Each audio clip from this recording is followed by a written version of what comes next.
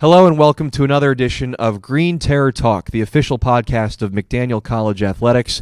I'm your host, Avery Newport, joined here today by the head coach of the men's basketball program here at McDaniel, Kevin Curley. Kevin, thanks so much for coming onto the show today. Yeah, I appreciate you having me, Avery. So this is, I just wanted to have you on today to recap how your first handful of games this season have gone so far and to preview the rest of the schedule moving forward. But first, before we get into any of that stuff, I wanted to firstly just congratulate you because you're now the winningest head coach in men's basketball program history. You won your 186th career game at McDaniel in the season opener on November 12th against Penn State Scranton, 76-61. You passed an alum here, Alex Ober, for the most wins in program history. So congratulations. That's a tremendous accomplishment. I just wanted to ask, how does it feel to be the winningest coach in men's basketball program history? Well, we're getting ready for Messiah tonight. Right. So, I know, obviously,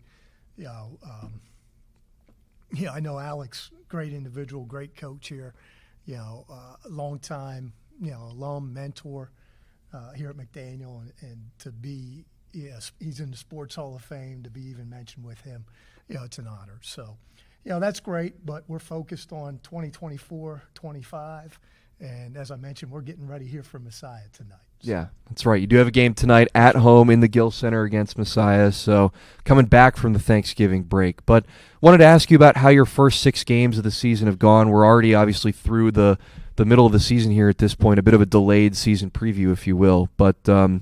You've won 5 of your first 6 games. That's a tremendous start to the season. First time you've done that, first time this program has done that, since 2007, 2008, your first season as head coach. So it's been 17 years since you've gotten off to this good a start. What's been the key to your team's success early on this season? Well, I think, we have a good core of returning players. We have our top 4 scorers returning from last season. Also, we have, 12, returners from last year, most of which are juniors and seniors. So when you have juniors and seniors and you have experienced guys that, have played the last couple of years, that's helpful. Yeah. And they've set the tone, I think, from the beginning, when our first practice and up until now. I know, they've been playing hard, they've been playing together, and then they've been executing what we've been trying to do. So, experience, having the returners, guys like Chuck Conti coming back for his 5th year, graduate student, that's a big help. I mean, it's his 5th year, although he missed COVID, didn't even play. That's right, so really it's his 4th year playing. But him and Zhong Wang and then also you have Lauren Hall and Russ Dandridge, 2 seniors as well. And then inside we've got Giannis Sujeta and Dave Kearney. Yeah. So, having that type of experience, guys that, have been in the battles, played in the conference, that certainly helps, and played a lot of minutes. And, we finished last year strong. Yeah. Last year we won 4 of our last 6, 3 of our last 4, and it, took them a little bit in terms of figuring out how to win, which they did. And we were in some battles last year, and I think they've done a great job to this point, like setting the tone for our basketball program. Yeah, exactly. I wanted to touch on a couple of individual players that you just mentioned, too. We got to start with Chuck Conti, graduate student guard, who was an all-conference player a year ago in the Centennial, made the second team, was the leading scorer from last season, and is picking up right where he left off again. Another strong start to this year, averaging over 17 points a game. Shooting really well from the floor, too, hitting 45% of his three-point shots to start the year.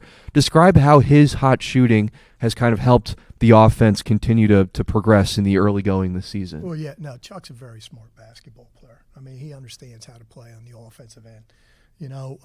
He's a good athlete, good size, but he's not the biggest guy and he's not the quickest guy out there. But, right. He knows how to get a shot. He uses shot fakes well. He reads defenses well. And, he's been off to a hot start. I know against Brent Athen. 6 3-pointers. He did, yeah. Which is huge. But he's been in the gym. He's been working on his game. Unfortunately, in that game, he sprained his ankle, went down. We missed him for the Notre Dame game. Yeah, he did. Fortunately, he should be back this evening. So we'll see. I know sometimes coming back from an ankle injury, he's not quite 100% yet. But, I know it's always good having Chuck out there. Because he knows what we're doing. Both on the offensive end and defense end for us. And he has confidence. Yeah, he does. He has confidence. He sure does. He's not afraid to make a play for us, and I think that carries over to the rest of the guys. Yeah, I mean, he certainly has the green light to shoot, right? And you've seen him, create some space on his own, but he also moves without the ball really well. That's what I've seen so far to start this season, is that he's a very unselfish player and will certainly look to set up his teammates and won't just create off the dribble every single time you take it down the floor. He's always looking for the best shot, the best opportunity first, and he's averaging 4 assists a game this year as well. I think you kind of hit the nail on the head. He doesn't overuse his dribble. Yeah. He maximizes everything he does on the offense end.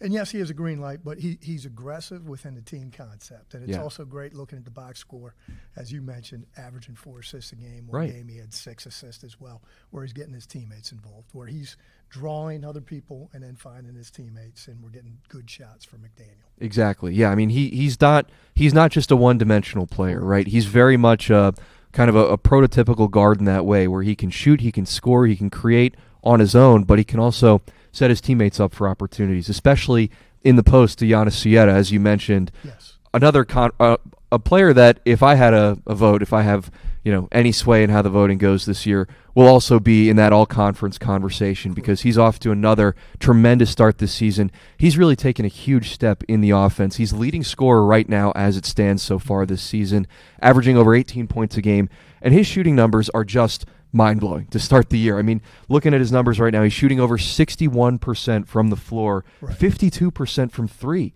That's astonishing. And he's not just a 1 or 2 3-point a game shooter. He's a volume shooter from beyond the arc. The fact that he's hitting over half of his 3-point shots at this point is nuts. He's hitting 90% of his free throws as well. So Giannis is just off to an unbelievable start this year. How has his impact been felt so far throughout the offense and throughout the team to start the season? Well, no, I mean, he's been a big part of it, and he's kind of a unique matchup. He's kind of, a little bit of an undersized 5, but, smaller guys he can post, and has some really good post moves, strong, uses his strength to be able to score inside, crashes the offensive board so he gets second opportunities, and then also he can really shoot the basketball. Yeah. So if we're playing against bigger posts that, may not be as good in terms of chasing out, guarding on the perimeter, Giannis can take advantage of that.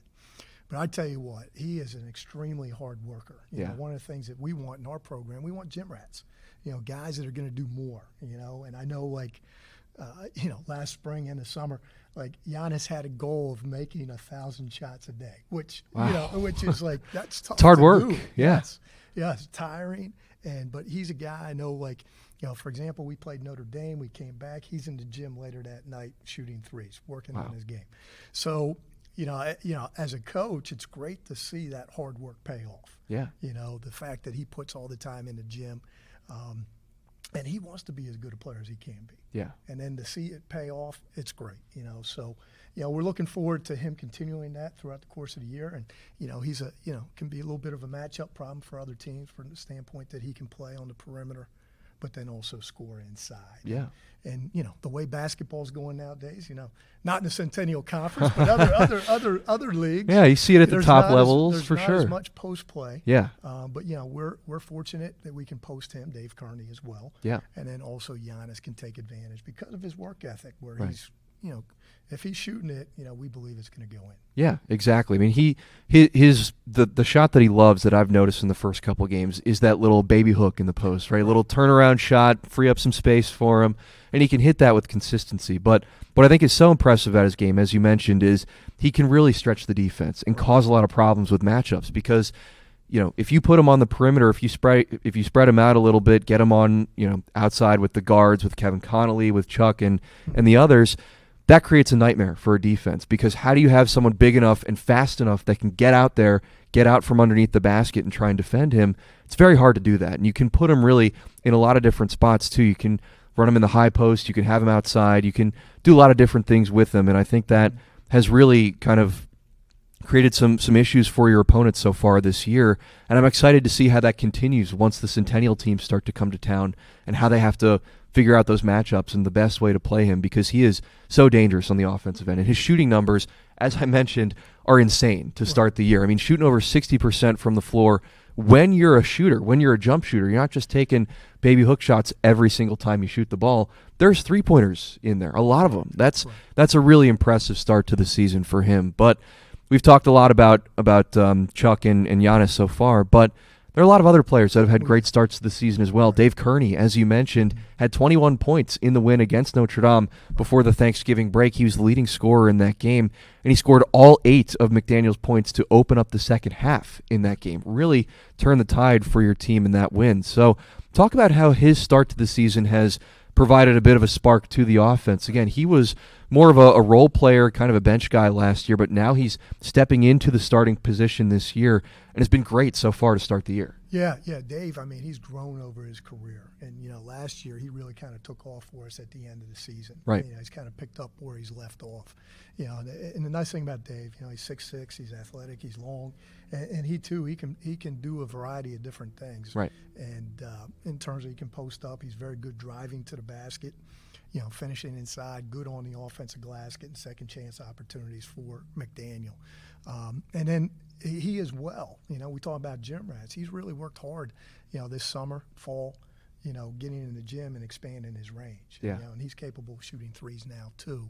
And that's a big part of the game today. You do have to be able to knock down some shots from the perimeter and try to space some teams out. Right. If we can do that, if Giannis can knock down shots and Chuck can knock down shots and KC, well, then it opens up things inside and vice versa.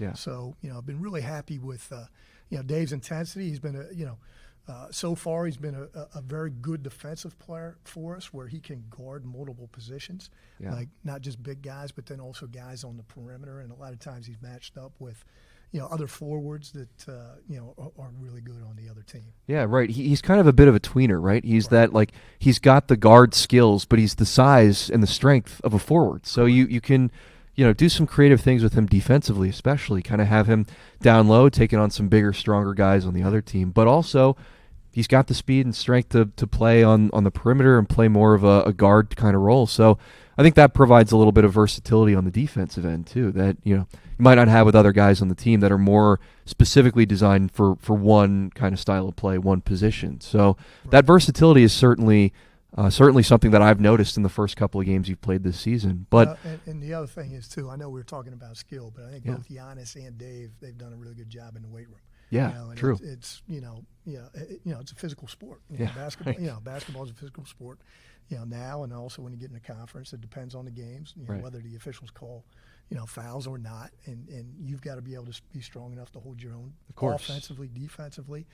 And, so I'm glad, once again, I'm glad to see, that hard work in the offseason pay off so far here for McDaniel. Exactly. Yeah, absolutely. Really agree with that, too. And that's one of the things that you don't really see that much or think about, right? Because when you watch the game, when you're just in the gym watching them play, you just see them, just see the work that they've done with shooting and with trying to execute the set plays and all those sorts of things. But really, a lot of the work that makes a team improve from one year to the next is done off the floor that you don't see, that you don't really think about. Maybe some changes here and there, some tweaks to the offense, some work in the gym, as you mentioned. All those little things go into making a team different from one year to the next. So that's a great point. I'm glad you mentioned that. Correct. Yeah, absolutely. Well, we've talked a lot about the offense so far, but I want to switch gears here on the defense now. The defense has been great to start the year. We should talk about that first, Avery. Well, I know, of course. Defense is, of course. That's our number defense one is number one. Always got to be number one. Got to guard people. Because of course, you have to score more points than your opponents to win, but you have to keep your opponents off the board as well to win games. That's the most important part of the game for sure. So, how's the defense looked in your mind? Of course, you preach and you harp on defense from start to finish, and guys been great defensively this year from my eyes, but as a coach, from your perspective, what have you seen from their hustle, their intensity on the defensive end to start the year? Yeah, no, it's been good. And, we talk about, you got to defend. Yeah. I mean, if we want to win, you got to defend. And, whoever wins the Centennial Conference, they usually hold opponents below 40% from the field. Right. So that is our goal. We want guys that, we want good offensive players that are willing to defend. Right. And also we want to play harder on our opponents. We always talk about effort, things you can control, effort and attitude. So I've been happy with our effort. And defense, a lot of it is effort. Yeah. Obviously there's technique, there's things that we teach and we prepare for each opponent. We try to anticipate as opposed to react. So far, so good. So far, so good. Our goal going into each game is try to hold our opponents in the 50s. We've been pretty close with each team so far that we've done that. So we put an emphasis on that. And but it's not just individual. We've got to guard the ball. Nowadays, you have to guard the ball because Yeah. if they beat you off the dribble, that leads to open threes. And open Right. threes, nowadays, teams are good enough to hit those. Right. And so we need guys who can guard the basketball and then also read situations. Like if we get beat, then we need to help. Yeah. And then rotate out of it, scramble, talk, communicate. But if, the main thing is if we can keep the guy in front, great. Then we don't have to help as much and we're not in scramble situations. So far in our first 6 games, that has been, pivotal because we've been playing teams that really like to try to break you down and get to the basket. And we've done a good job with that. Right. Now, tonight, we're going to play Messiah. They'll do the same, Mm-hmm. but they kind of run some more sets, some different, screening, ball movement. So we'll see how we defend that here tonight. Yeah. But that's key. We want to contain the basketball. We need to play good post defense. We want to play harder. Transition defense is key too. We can't give up any easy baskets. We got to stop the ball, protect the basket, sprint back. All 5 guys, and so far so good. I've been happy with that. And then we have some, I know we've talked about Dave, Giannis, Chuck, but then, we have other guys too. Both on the offense and defensively. Sure. Lauren Hall, you got Kevin Conley. Yeah. Then off the bench, I know we've had we've got Matt Kearney's been playing hard. Yeah. I know. Drew Coleman's done some good things. Ryan Yeah, Schaefer. sure has. Yep. Ashton Stewart has even seen some time too. Ashton Stewart, has as well. And then we've got, one of our tougher guys, man, that's been playing extremely hard and doing a really good job, guarding the basketball, chasing shooters is Mikey Ayala. Yeah, of course. Have to mention him. Yeah, he's come in, handled the ball, taking care of it, and he kind of, taking charges, diving on the floor. Right. So those type of things. Russ Dandridge. Yeah. Can't forget Russ. Great passer out of the post. Yeah. And Russ is a guy that can guard multiple positions. Right. So teams set ball screens, or if they screen and then try to get mismatches, it's always helpful like to have Dave or Russ be able to guard a guard. Yeah. And then our guards then obviously have to fight on the post. Depending on who we're playing against. Right. So far, so good on the defensive end. We're always trying to get better. Of course. So that's what we've been working on here the last few days. Yeah. And, we'll continue to do that every day. Hopefully, our goal is to continue to get better as a basketball team. Right. But I think it's a really good point that you mentioned. You have so many bench guys, so much depth on this team, and more so than you've had in recent years, right? This is a very freshman-heavy team. Not a ton of freshmen get a ton of playing time to start the year anyway, but a lot of freshmen on this year's team. How does having that much depth, having that much support for Giannis, for Chuck, for Dave, for all the other starters that have played so well to start the year, how does it feel to have those reinforcements that are learning from such great veteran players who've had a long time in your system, who have done very well, who have won awards in their careers? It's got to feel nice to have a lot of young guys that can sit back and learn and watch from those guys, and when they have to, if necessary, come into a game and repeat those same successes and keep the team, keep the team steady, keep the team at the same level. It's important to have that much that bench depth. It's certainly when the season gets tough and when you're on the road playing a conference team. What has that depth been like for your team this season? Well, I mean, still early in the year, and I know there's some games we've played 10 or 11 guys. Sure. Others, maybe not as many minutes.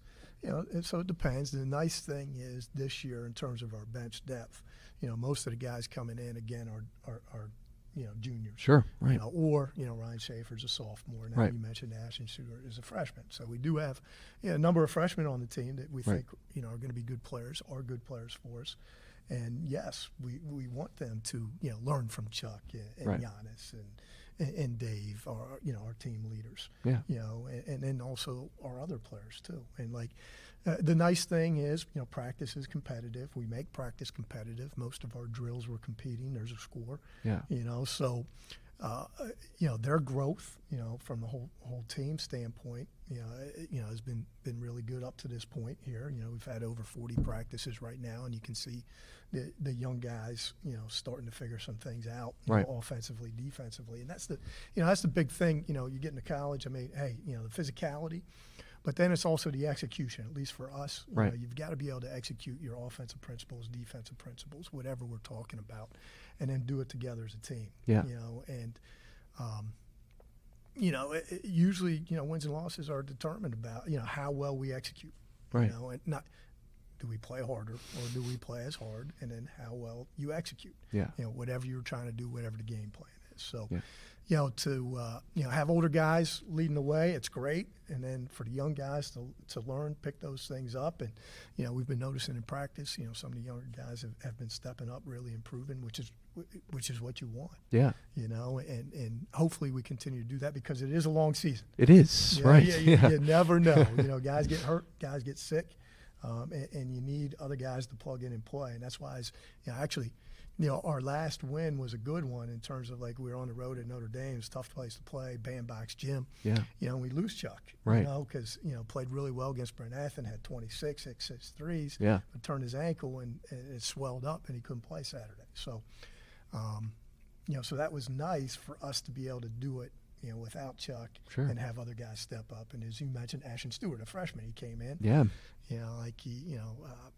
Did a good job, found guys, and then also, I think, scored 7 points for us. Yeah. At least I know the stats are still a little in question. Still trying to figure those out, but I do know he contributed, to the team in a positive way. Yeah. So he's kind of a next man up, and that's what happens throughout the course of the year. You never know January, February in terms of who you're going to need. Yeah. And that's why we want guys to continue to improve, get better every day, and I got to earn it on a regular basis. Yeah. Well, I want to get into the rest of the season schedule here for you now as, we kind of move along in the show. It's a tough league, of course. The Centennial is such a tough conference in every sport, essentially. And it's especially true in men's basketball. You always have, Swarthmore and you always have Johns Hopkins at the top of the league. But where do you see yourself and your team within the larger league picture this year? It's very early, and you haven't seen a ton of the teams yet, but where do you think you fit in with the rest of the Centennial Conference picture at this point? It's definitely going to be competitive. To be honest, I really haven't watched any conference teams at this point. Yeah. I've watched Gettysburg a little bit, but not much. They had a common opponent. They played Brent Athen before we did. Yep. So I really haven't followed the conference much, and then, as you know, it's going to be a little unique this year.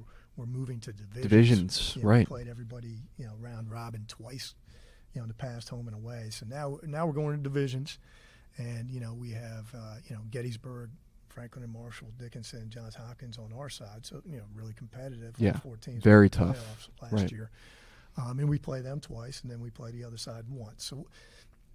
So every game's going to be even more magnified. It used to be because, like, every conference game is big, but now it's more magnified because we're only playing 13 conference games. So, be interested. It's nice right now kind of having some non-conference games to kind of figure out your team before you get into the conference. So we're still a month away until we actually play a conference game. Hopefully by then, we'll have a good understanding where we're at, which, we're getting there.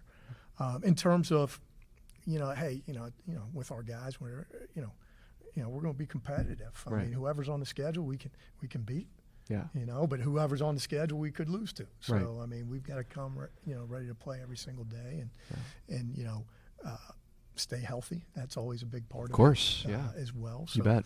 And we finished strong last year, in the conference. So I was really happy about that, and we're looking forward to carrying it in. But every game's going to be a battle. Yeah. But that's what makes it fun. Right. The Centennial Conference, you're playing against great teams. Like every game, you have good players. You have All-Americans, really good coaches. And, so for us, we like that. We like that challenge. Yeah. And, we're going to be right there. We're going to be competing with anybody on the schedule. Yeah, absolutely. Really excited to see how the conference shakes out and where you guys fit in that big picture. Because, again, it is such a tough league. But as you mentioned, anybody can beat anybody on any given night. And even if you've got Hopkins or Swarthmore or Gettysburg or Dickinson or whoever coming into your gym that night, they could have an off night. You could have a legendary performance from Chuck or from Giannis or from anybody else, or just a great team shooting night, and it can be your night. It can be anyone's night. That's the magic of this conference, is that there are so many great teams, but no one's really out of the picture, especially at this point in the season where you're still working through the rest of your non-conference schedule. It's a very competitive league from top to bottom. And that's why I'm excited to see how the rest of the guys fit in with the conference picture this year, how the young guys can maybe make those little contributions here and there. I mean, if you're Chuck Conti or if you're Giannis Sueta, you've been in the conference for a couple of years now. Your opponents have had time to scout them and figure them out and learn how to play them. But with the young guys, they're a bit more of a question mark, right? They can do some more things that your opponents might not know about at this point. So a lot of different things to keep an eye on here as we kind of wrap up the rest of the non-conference schedule. But I wanted to ask a little bit about how your non-conference schedule helps prepare you for the Centennial. We talked about it a little bit, but do you feel like having more non-conference games is more beneficial, starting your conference schedule a little bit later on in the season, kind of mid-January, around that time? Or do you think it's more helpful to have a conference game or two in December before you really start to get into the gauntlet in January, February, that sort of timeline? Well, it kind of all depends. May depend on your team, who you have. Sure. And this is our first time going through it since I've been here. We've always had a double round robin, and we would have, probably had at least one, maybe two conference games. This probably would have been our second conference game by now. Right.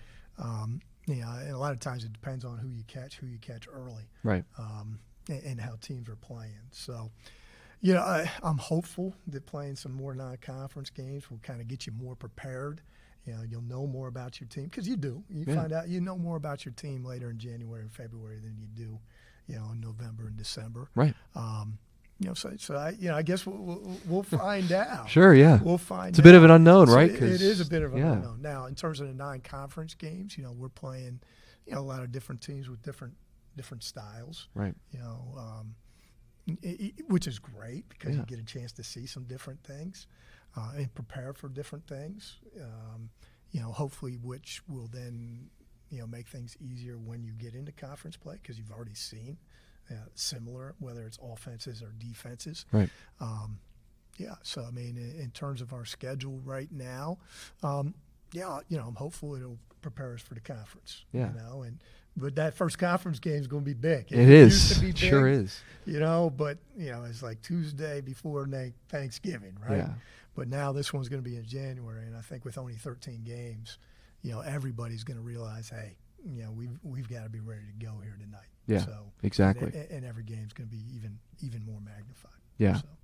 Yeah, absolutely. Again, this is such a tough league. We've talked about it. Really, every team that I've talked to so far on the show, it's just a gauntlet every single year. No matter what sport you talk about, right. Men's basketball especially. You have a Gettysburg team that was receiving votes in the national poll a few weeks ago. They played Bryn Athyn right before you guys played. So, and that Bryn Athyn team took them to overtime. So that's, that just shows you that some of the teams that you're playing in your non-conference, a lot of the teams from the United East that you played to start the year are among the best teams in those leagues, and they're giving Centennial Conference teams a battle, right. Early on in the season. So certainly not an easy schedule to start the year, no doubt about it. And I think right now I've seen a lot of challenges being answered and responded to by the team so far. You've seen a good Bryn Athyn team coming onto the campus here at McDaniel. You've seen, Chuck Conti having a great game against that Bryn Athyn team, putting up 6 3-pointers. You saw a come-from-behind win on the road at Notre Dame before Thanksgiving.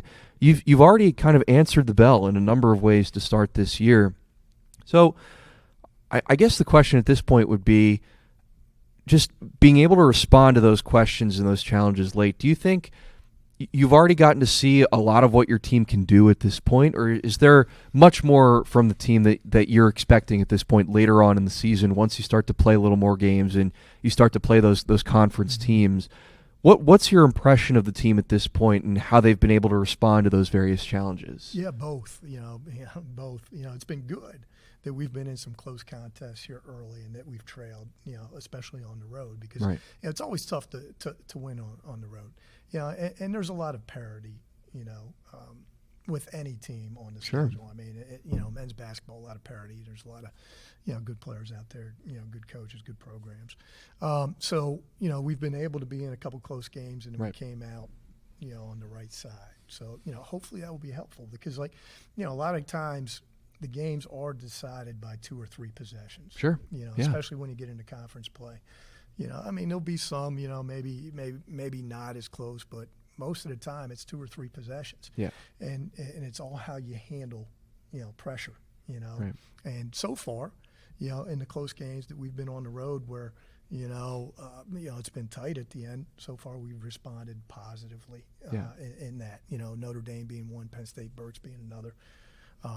So that's good. Hopefully Yeah. we can carry that with us and understand that, hey, we've been in tight ball games. That, hey, as long as we execute, play together as a team, and be ready to step up and make a play. And that's the tough thing. When you get in those situations, you can't do too much as an individual. Sure. If you try to do too much, it can have a negative consequence. And then also you can't hide. You do need to be able to step up and make a play, whether it's offensively or defensively.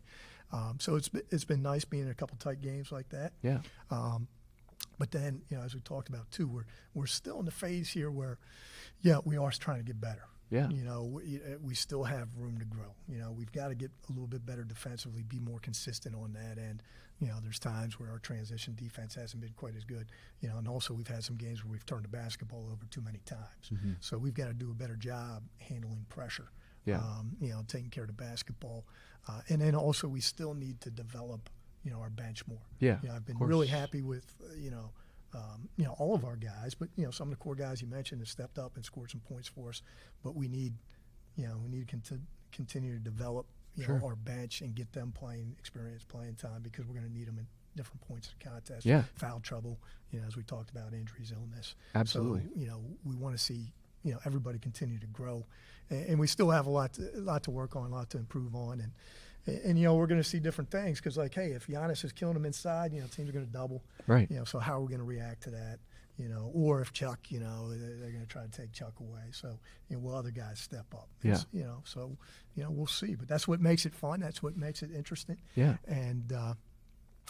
But going back to it has been nice being in some tight games. Yeah. And then coming out on top and knowing that we can do it. Yeah. And that's always a big thing in terms of winning is knowing as a group that, hey, all right, we're down, right? Fine. All right, let's go. Next play. Let's get a stop. All right, let's get the best shot we can for McDaniel and know we can make plays. Yeah, game's never over, right? Even if Correct. you're staring at a deficit in the second half, especially in the Notre Dame game, bit of a tongue twister. Yeah. but that's exactly what I saw was that you had a deficit in the second half, you were trailing late, and you just put it together. You put all the past things behind you, and this ran away with the win on the road. And I think that's a great sign early to see that the team's not out. And they know that they're not out. They can still try and compete and find ways to get back in the game. They did so against the Gators before the Thanksgiving break. But something similar along those lines, that was David Kearney's night, right? Dave absolutely showed out, 21 points in the win. You've had a couple of those games so far where there's not one guy that just takes over and you have a great game from Giannis one night, but then Giannis maybe takes a back seat to Chuck for the next night, or then Chuck doesn't play because of an injury and Dave steps up. So there are a number of different threats on this team to be the leading scorer on any given night. It's not just a one-man team that has to score 30 and 10 every single night to win games. You can have a great game from Giannis or a great game from Dave or from Chuck or from Kevin even, or for a bench game even, if you will. So there's so many versatile scoring threats on this team, and it doesn't ever have to be, we have to give the ball to Giannis 100 times and he's got to score, 25 for us every single game to win. You have different scoring threats. You can have a guy take a back seat for a game or two and have an off night and still be able to win games comfortably. I think that's what I've noticed so far in the first 6 games of the year is that sometimes Chuck's had a great game, sometimes he's taken a step back, and it's been a Giannis game. And you've seen those through the first 6 games of the year.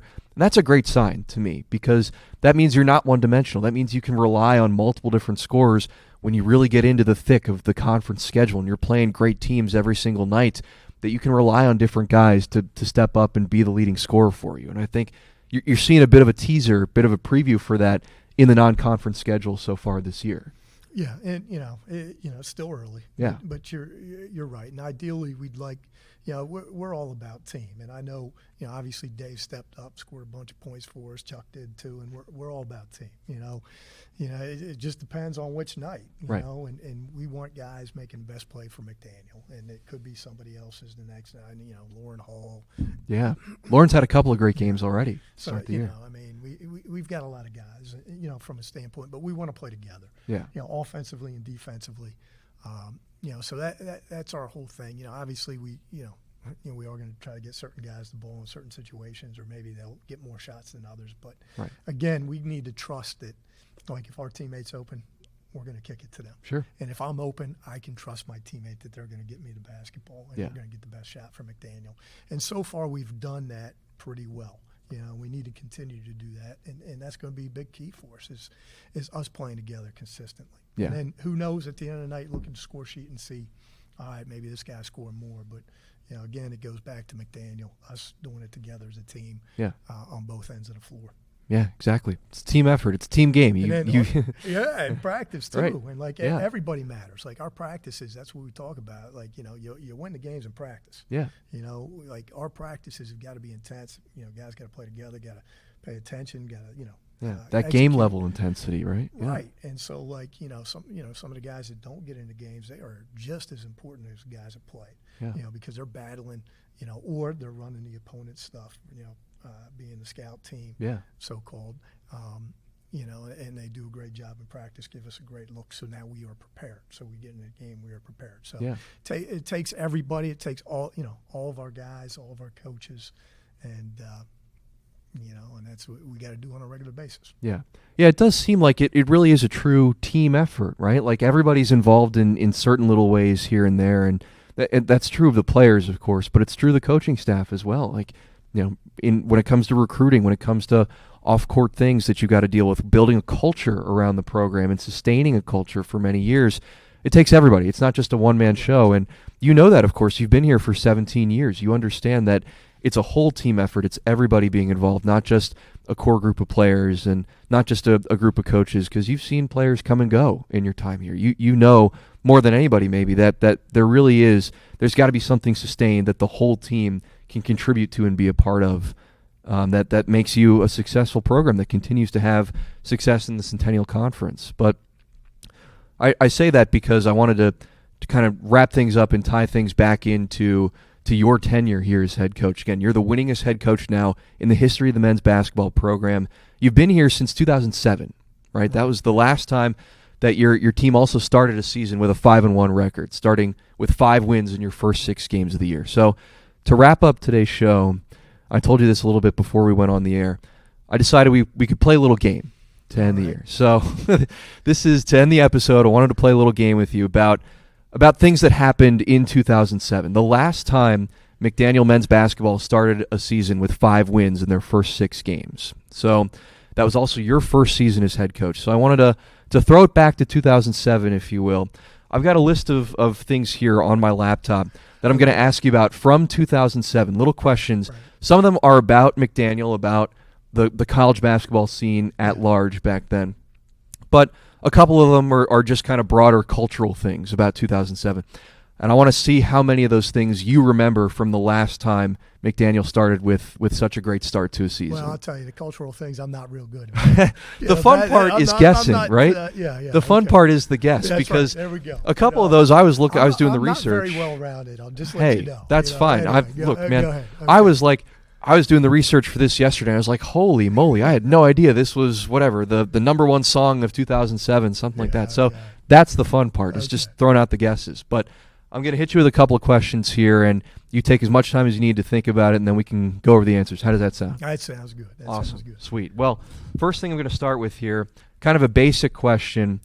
How much was a gallon of gas in the year 2007? It doesn't seem like it could be that much different, and really isn't all that much different. But I just want to see if you can remember kind of the range of what a gallon of gas was that many years ago. To be honest, I can't, but I'll give a guess. I'm going to say $1.25.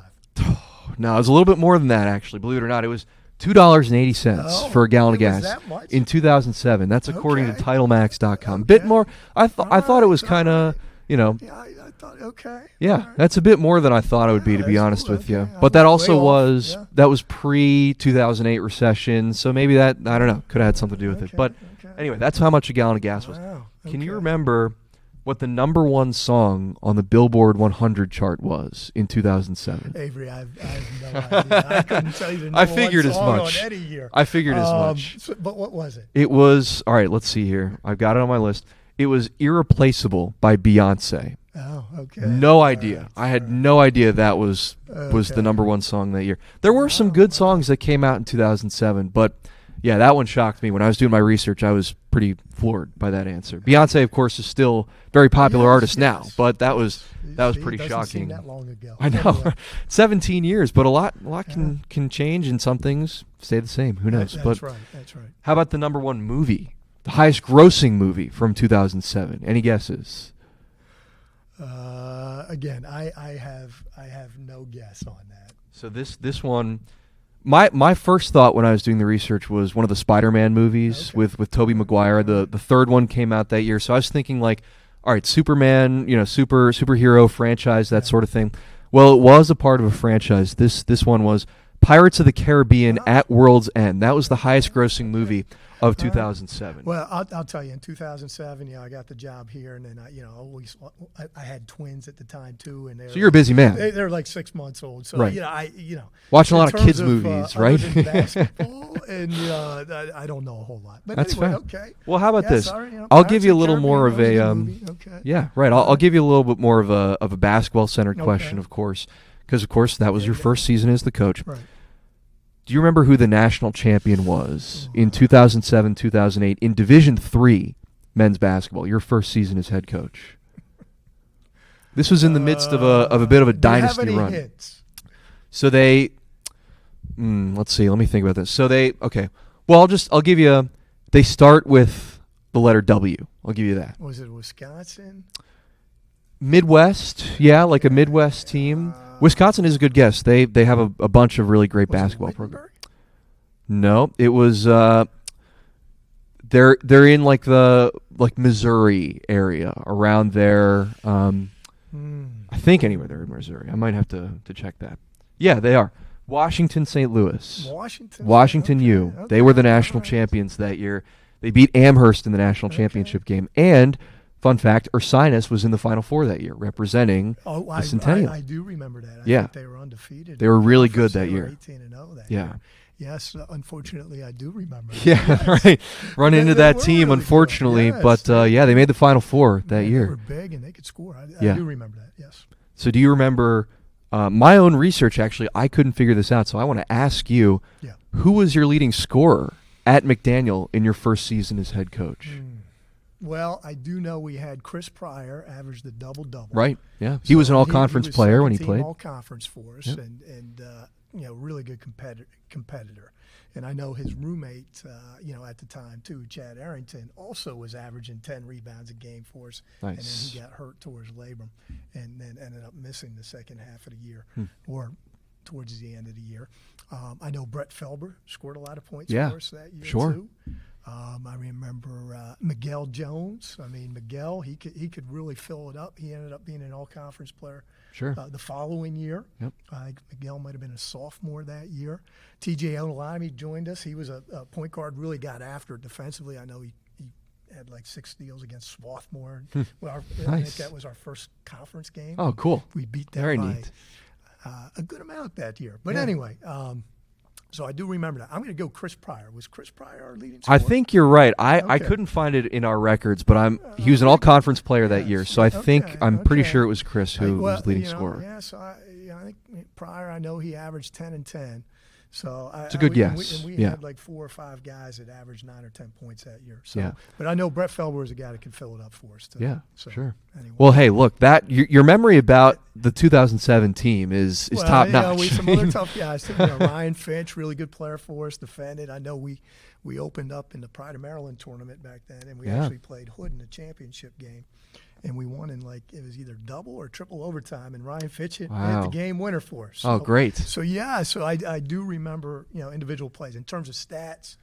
I don't always remember foggier, who had the most points, but I do remember the individual players. And that's cool. We had some good ones. We had some tough guys back then. No doubt, some guys could play. Absolutely. Well, that was so much fun. Thank you so much for playing that, for remembering a little bit about your team and about 2007. At large. I thought that'd be a nice little way to end up, way to wrap up the show today. But sounds good. Well, appreciate your time. Yeah, absolutely. Kevin Curley, head coach of the men's basketball program here at McDaniel, my guest today. Thanks so much for coming on and talking about the team and about how your season's gone so far. And again, Centennial Conference is a very tough league, but just how how well you've played so far, I think that's got to be a great sign for conference play moving forward to start this, to end the year, really. Well, I know we're looking forward tonight against Messiah, and Of course. we're looking forward moving forward. So. Absolutely. Kevin Curley, head coach of the men's basketball team at McDaniel. Thanks so much for coming on today. Best of luck tonight, of course, against Messiah, and best of luck for your team for the rest of the season. Sounds good. Thanks, Avery. This has been another edition of Green Terror Talk, the official podcast of McDaniel College Athletics. Thanks so much for watching and listening to today's episode. We'll see you again next time.